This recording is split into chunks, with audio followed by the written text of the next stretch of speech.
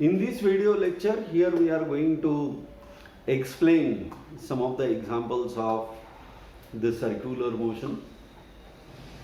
The most common example of circular motion is motion of a vehicle on a horizontal curved road.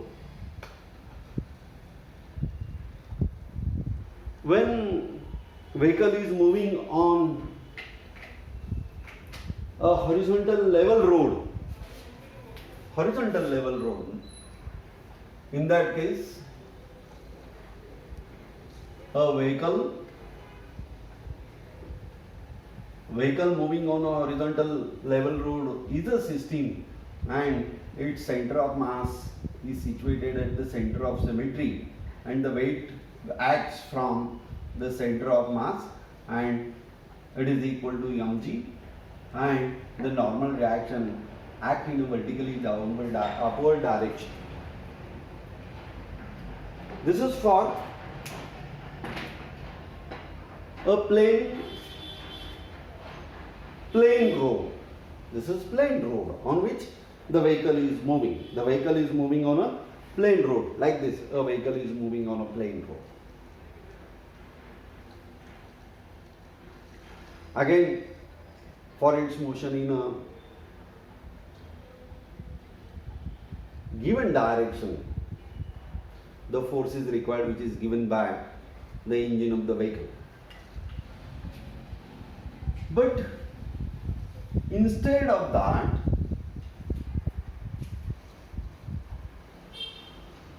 this is a horizontal road on which the vehicle is moving, and thereafter it has to turn on a horizontal level road. During the turning of horizontal level road, its motion is circular motion. Motion of the vehicle is the circular motion. And we know that for any type of circular motion there is a need of centripetal acceleration, and this centripetal acceleration is to be provided by a centripetal force. For that, we will take a simple example. Let us consider this is a curved road surface. The vehicle is moving on this curved road surface. Now, this is what the vertical section of a curved road surface. This is the vertical section of curved road surface, and this is the vertical section of vehicle. The vehicle as a system moving on a curved road surface has its center of mass at the center of symmetry. The various forces acting on the vehicle are the weight of vehicle mg, which is vertically downward. Then normal reaction exerted by the road surface on the vehicle, it is vertically upward and perpendicular to the road surface. And the vehicle has the tendency to move in a tangential path. Therefore, it is pulled outward. And the vehicle is skidded or slipped outward, and that slipping and skidding of the vehicle is avoided by the force of friction between the tires and the road surface. The tires and road surface avoids the skidding or slipping of the vehicle, and it is between the tires and the road surface, and it is towards the center of curvature of the road. This is the center of curvature of the road.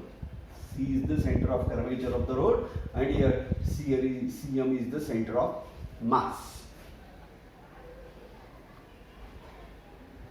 Now, in equilibrium, what you will see that equilibrium of motion, the normal reaction balances the weight of the vehicle mg. The force of friction, it is horizontal and it acts towards the center and it provides the necessary centripetal force for the circular motion of a vehicle. Therefore, Fs is equal to mv square divided by r.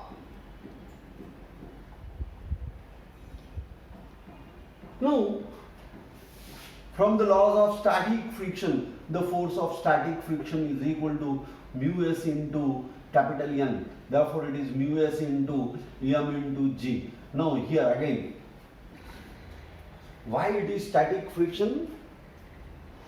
Because the motion is along the curved path, no doubt. One thing that is to be remembered. For that, centripetal force is required. It's okay. It is given by force of friction. But the tendency of a vehicle is to pulled outward by its inertial tendency to move in a tangential path, and it is avoided by the force of friction. Therefore, outward motion, skidding, is avoided, and the outward motion is avoided. Therefore, this friction is the static frictional force, and this is the limiting value of static frictional force. That is the higher limit of static frictional force, because static frictional force is self-adjusting force. It adjusts itself. And this is the limiting value of static frictional force, and from this you will get that the required centripetal acceleration is equal to the force divided by mass. Therefore, it is equal to, what the force here is? It is mu s into m into g divided by mass. The required centripetal acceleration is v square divided by r. Therefore, it is mu s m into g divided by m. Here m get cancelled. Therefore, the